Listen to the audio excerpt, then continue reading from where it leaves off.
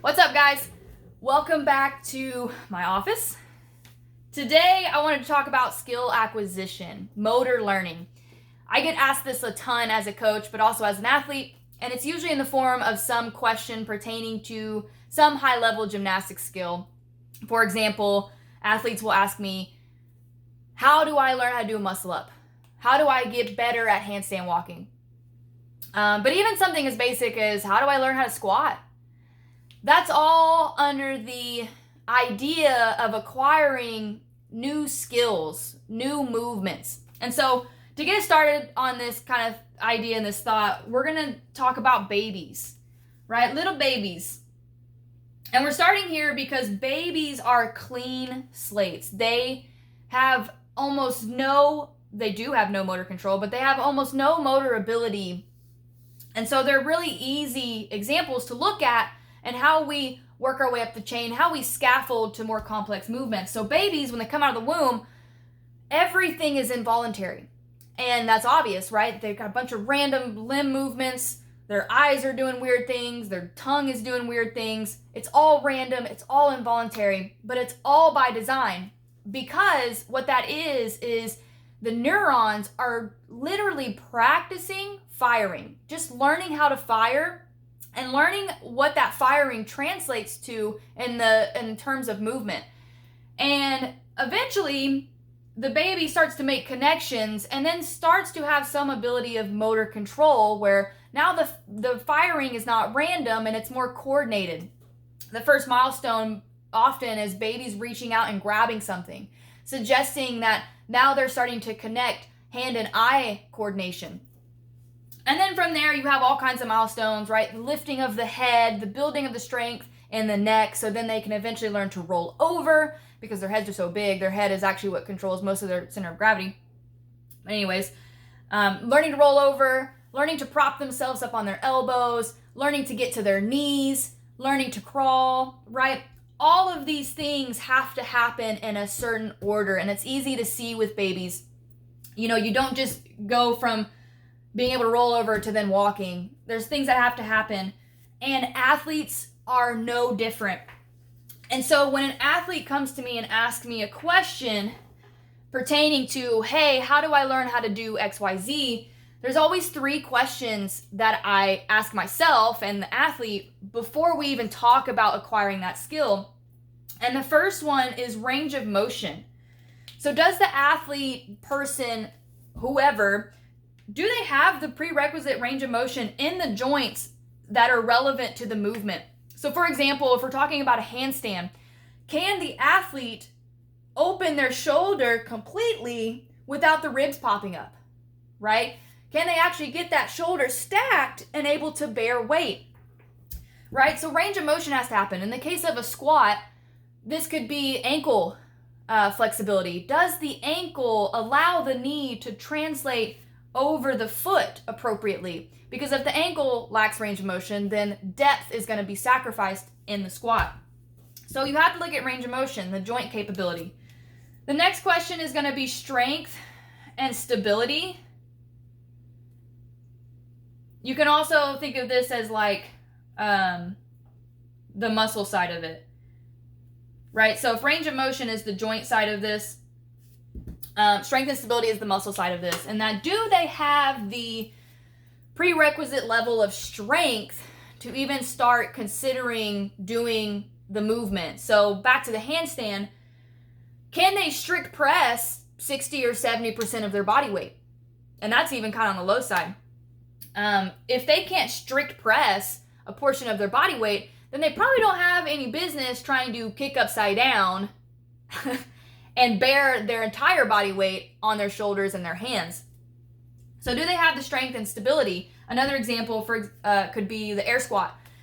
Do they have the stability of the hip to control which direction the knee is going in? Or, bottom up, do they have stability of the foot to control where the knee is going? Because oftentimes the foot will collapse and the knee will cave in. And so strength and stability are the next question. And then the final question is, have they been exposed to some level of motor control that's similar to the new pattern we're looking into doing? And this would be like the neuromuscular system or the brain. You can think of it that way too. So joint, muscle, brain. Motor control would be using the handstand, because it's a really easy example. Have they gotten into a box pike position? So can they stack their hips over their shoulder, over their hands, with the feet on a box? Because that is a similar pattern, a similar form of control to what the new pattern is going to ask of them. In other words, if they can't get here, then they definitely are not going to be able, or definitely shouldn't be trying to get there, right? This would be higher order. Similar motor control demands, but this is scaled down version. But they have to kind of hit this before we could even consider doing this, because this suggests that they have some experience, some motor control to build from, to work from. So those are the 3 questions that you have to ask before you start getting into, okay, let's start practicing a movement. You got to be able to check those 3 boxes. From there, we can start building up to that skill mastery, right? So pinnacle here would be mastery of the skill. That foundation is these 3 things right here, right? The prerequisites, the foundation to which we can build from. From there, we use, developing a skill, we use all kinds of drills and skills to build to that new motor pattern we're being asked to do. So for example, a hips to bar being used to learn how to do a bar muscle up, right? Similar motor pattern, building us up to it, because the goal from here is just to attain, right? Attain a rep. There's an I in there. Once you get 1 rep, then we have some idea of the motor pattern being asked of us. And once we start attaining reps, then what we need to move to is volume and practice. Right? So everyone knows, like, when you get your first bar or ring muscle up, they're usually not pretty. And so what we have to do is we have to practice and we have to acquire volume to refine the movement and build the muscle stamina and muscle endurance to repeat the effort, right? So we have refinement here as well as stamina, being able to do repeated bouts, and then getting into muscle endurance, where then we can start stringing more reps together, right? The idea of going unbroken, how many unbroken bar muscle-ups you can do.